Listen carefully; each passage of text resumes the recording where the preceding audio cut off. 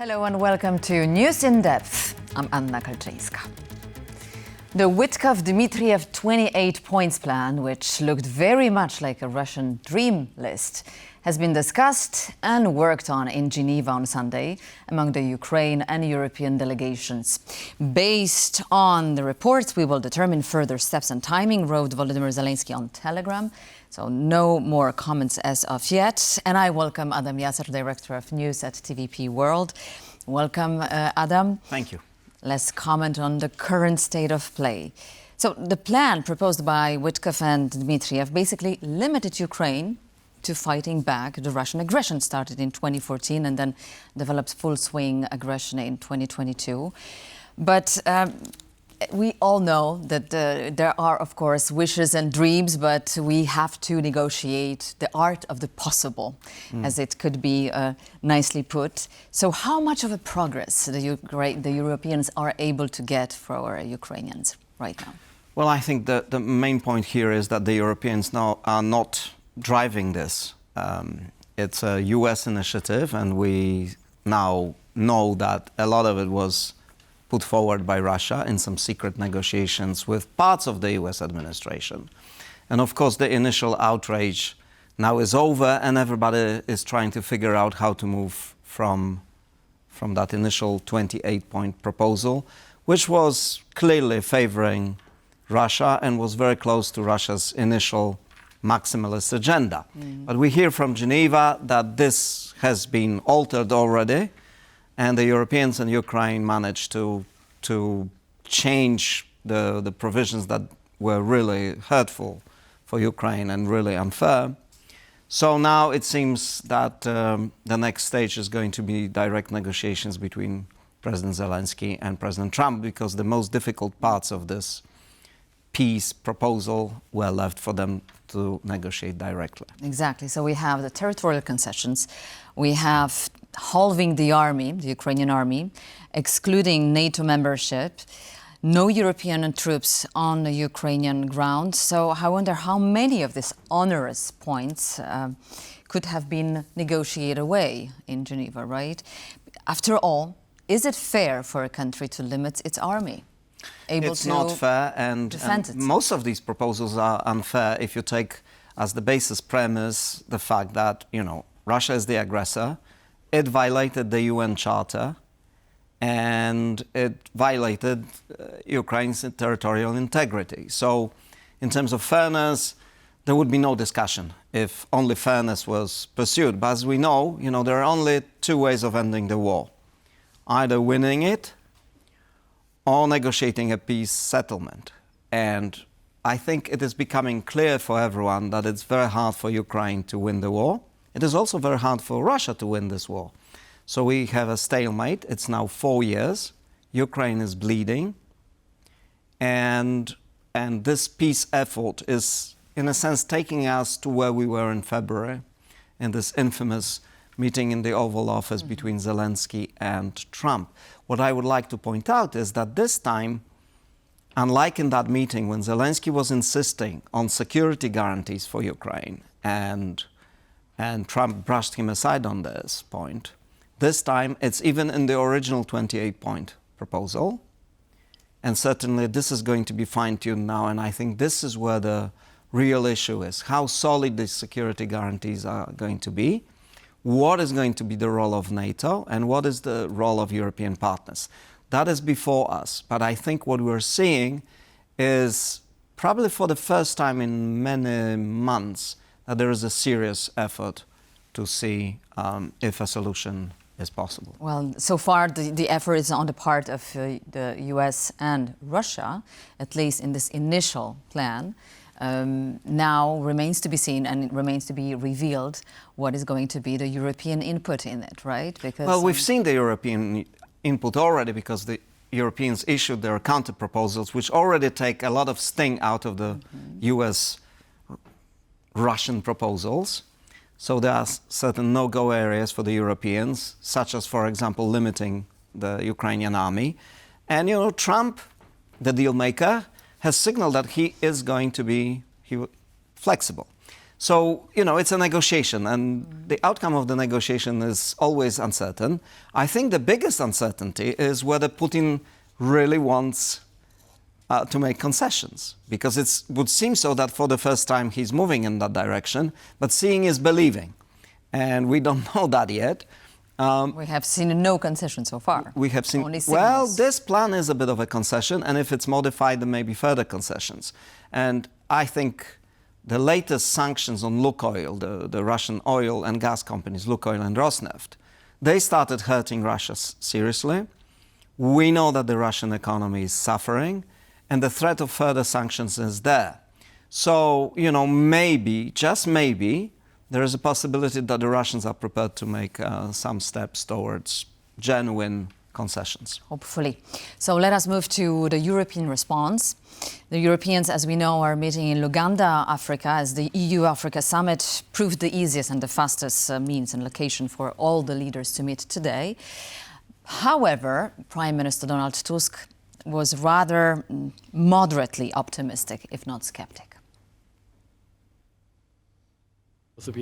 It is particularly important from the Polish perspective, and this is also my opinion, that no agreement, and I emphasise none, can be allowed in any way to undermine the security of Poland and Europe. This Polish perspective speaks to key issues.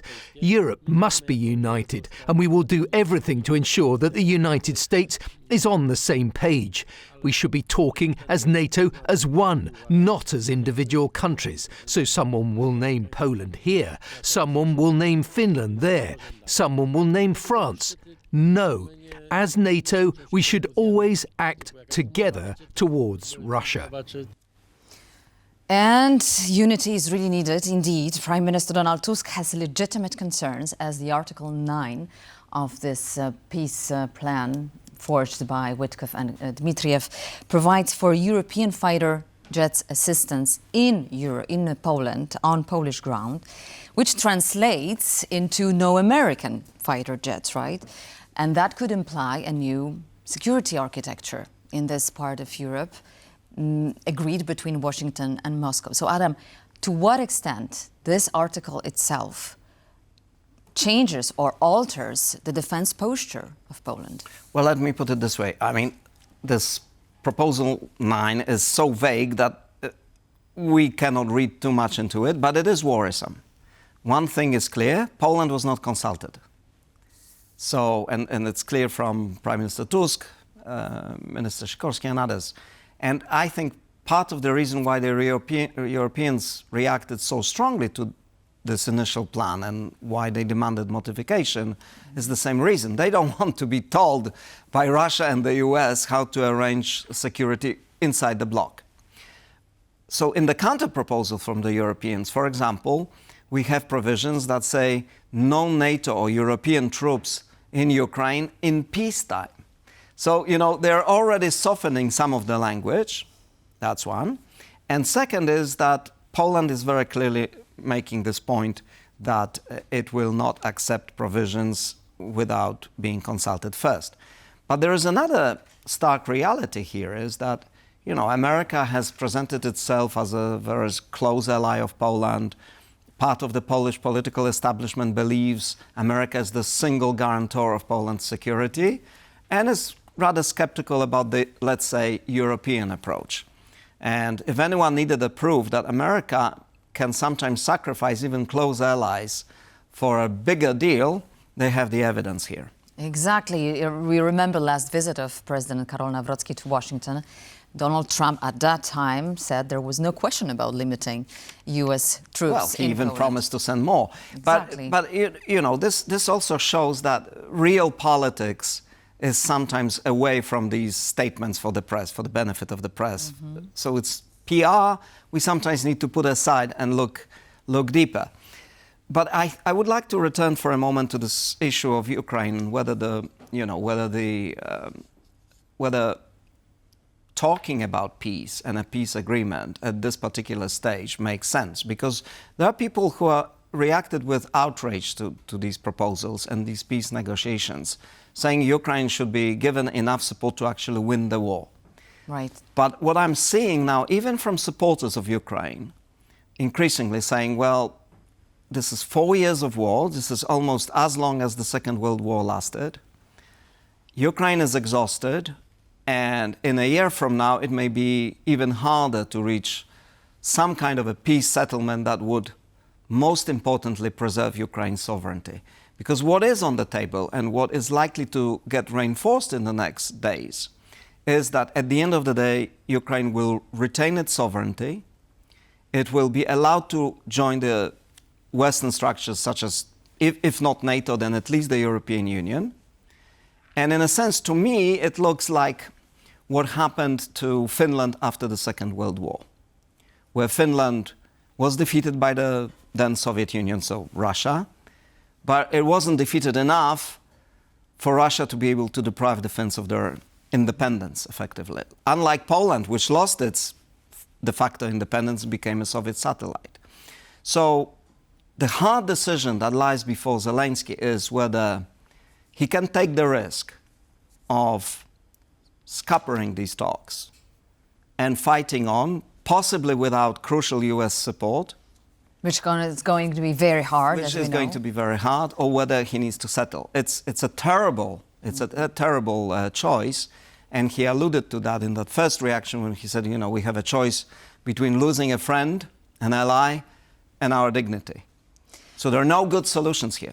On the other hand, we have the question of unity in Europe, and we hear voices like these of the Swedish Minister of Foreign Affairs, Maria Malmer Stenergard, who demonstrated that EU is quite hypocritical in its efforts because it's contributing more to the Russian budget by buying oil and gas from Russia than actually helping Ukraine. And there's the evidence shown.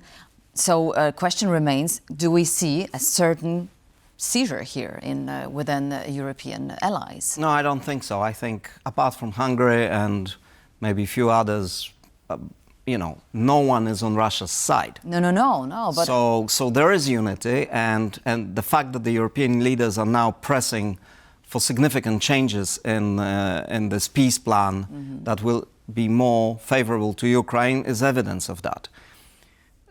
The fact that Europe is inconsistent, that shouldn't surprise us after we've seen it for many years. But what counts now is whether Europe has what it takes to allow Ukraine to continue the war effort so that it could win. Exactly. And the answer is probably not without US help. And Trump seems to be determined to bring this conflict to an end. So in a sense, Europe can only deal with cards it has, which is that the Americans want peace, they're pushing for it, and the Europeans and Ukrainians should do their best to secure the best possible terms for Ukraine. There's only one card left, Adam, as we know, and these are the Russian assets. Do you think that this plan complicates the issue of taking them back? As originally proposed by this Russian-American plan, obviously it does complicate because for some reason Trump and the Russians believed that they can sort of profit from these assets and that the proceeds from it would go to Russia and America. This is going to be important for the Europeans. After all, these assets are in Europe. So here, actually, Europe has plenty of leverage. But I would like to stress that for Zelenskyy and for Ukraine, peace at this moment may be a value in itself. Ukraine needs time to rebuild, to catch their breath, to limit losses in the manpower on the front, but also population, and it needs time to rebuild. Perhaps bring the diaspora, Ukrainian diaspora, back, rebuild, and there is a certain hope that with the European help that can be achieved. So looking forward, Ukraine can be in a much stronger position. We've heard this very staunch stark comments by the U.S. officials, possibly Vice President J.D. Vance's faction, right, when they were saying that we don't care about the Europeans, basically. There is a certain level of frustration on the part of European leaders that they have not been consulting initially. And let us remind the comment made by Prime Minister Donald Tusk about deciding above Polish heads. All the decisions concerning Poland will be taken by Poles. Nothing about us without us. When it comes to peace, all negotiations should include Ukraine. Nothing about Ukraine without Ukraine. So how about this part of Europeans being consulted or not, and how much do we have to say in questions of the Polish Prime Minister, interests? Mr. Tusk, he's a historian. So presumably he knows the history very well. And in Poland, you don't need to explain to anyone what happened to Poland in 44 and 45 at the end of the Second World War, when the Americans basically abandoned Polish interests. And, maybe that's not said enough in Poland, that it was the American president who actually acknowledged Soviet supremacy over Poland. And yes, to an extent, you could say that was inevitable because the Soviet army was already occupying Poland. The Western armies were far away, and Roosevelt had other priorities. But this is it. America very often will have different priorities from what we think their priorities should be. And maybe this is happening again. So, we have to realize that big powers, at the end of the day, they will follow their strategic objectives. And I think the strategic objective of the Americans is to re-engage with Russia, to try to pull it away from China. And if they need to sacrifice smaller countries, they will. So it looks like the vital interests of the US allies are not that relevant when it comes to Russia. In this new configuration, that's possible. And remember, Trump made it amply clear that he thinks the Europeans need to take care of their own security. There is now talk about Americans testing the idea that it should be a German general in charge of NATO troops in Europe rather than traditionally American general, which would be a revolution in terms of how NATO reacts to potential threats, particularly nuclear threats. Mm-hmm. So, you cannot say that Trump is not consistent in this. That is true. So who in these two factions in the US is going to prevail in your mind? Well, I don't have a crystal ball, but I think the Europeans and the Germans and the rest of the Europeans are making enough of an impact on the US administration at large to make sure that these terms are not disastrous for Ukraine. And I think we need to wait and see what emerges from this. Do you expect Volodymyr Zelenskyy to pay a visit on Thanksgiving to Washington? Well, we hear that a lot of details were left out for direct talks between Zelenskyy and President Trump. Hopefully the Europeans will be involved. But at the end of the day, we have also learned that the American side can be a little unpredictable. So I'm not going to risk predicting here. I don't have my crystal ball with me. Adam Jasser, thank you so much, sir, for paying a visit here to News in Depth. And thank you so much for watching News in Depth in TVP World. Please stay tuned for more.